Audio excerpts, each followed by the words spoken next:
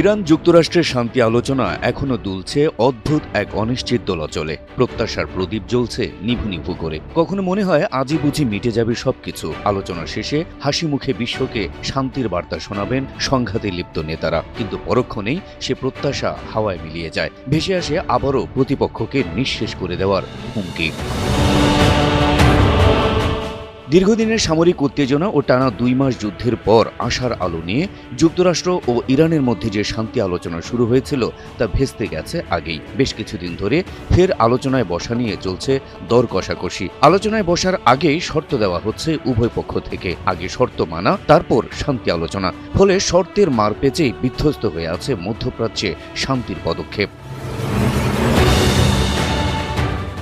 এই মুহূর্তে তেহরান ও ওয়াশিংটনের মধ্যে ৫টি মৌলিক শর্ত নিয়ে তৈরি হয়েছে বড় ধরনের মতপার্থক্য। আর এই কারণেই স্থায়ী একটি শান্তি চুক্তিতে পৌঁছানো অনিশ্চিত হয়ে পড়েছে।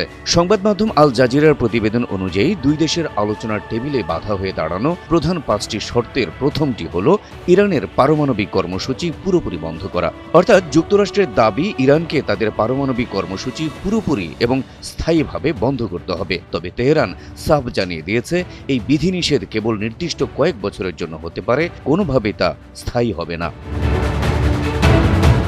আলোচনা বাধাগ্রস্ত হওয়ার দ্বিতীয় কারণটি হল ইরানের সমৃদ্ধ ইউরেনিয়াম। যুক্তরাষ্ট্র চাইছে বর্তমানে ইরানের হাতে থাকা ৪০০ কেজি বা ৮৮০ পাউন্ড উচ্চ মাত্রায় সমৃদ্ধ ইউরেনিয়াম পুরোপুরি যুক্তরাষ্ট্রের হেফাজতে রাখতে হবে। তবে ট্রাম্পের এই প্রস্তাবও শুরুতেই নাকচ করে দিয়েছে ইরান।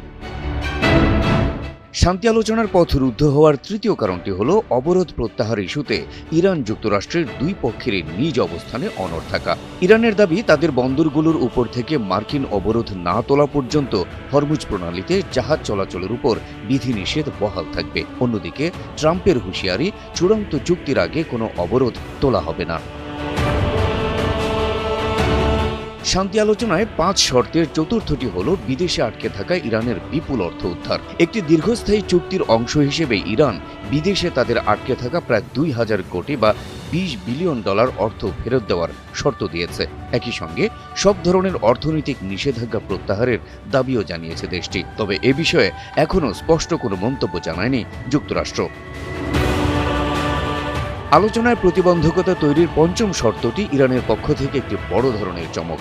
তেহরানের দাবি, যুক্তরাষ্ট্র ও ইসরায়েলের হামলায় তাদের যে ব্যাপক ক্ষয়ক্ষতি হয়েছে তার বিনিময়ে দেশ দুটিকে সম্মিলিতভাবে প্রায় ২৭,০০০ কোটি বা $২৭০ বিলিয়ন ক্ষতিপূরণ দিতে হবে। বিশ্লেষকরা বলছেন এই শর্তটি মেনে নেওয়া ট্রাম্প বা নেতানিয়াহুর পক্ষে মুশকিল, কারণ এর সঙ্গে জড়িয়ে আছে যুক্তরাষ্ট্র ও ইসরায়েলের অহমিকা আর দম্ভের প্রশ্ন। বিশ্লেষকদের মতে এই ৫ শর্তের মার পেঁচেই প্রধানত আটকে আছে ইরান যুক্তরাষ্ট্রের শান্তি আলোচনা। ট্রাম্প প্রশাসনের কঠোর নীতি এবং ইরানের অনমনীয় অবস্থান মধ্যপ্রাচ্যের এই সংকটকে আরও ঘনীভূত করে তুলেছে, যার খেসারত দিতে হচ্ছে মধ্যপ্রাচ্য সহ বিশ্বের অগণিত শান্তিকামী মানুষকে।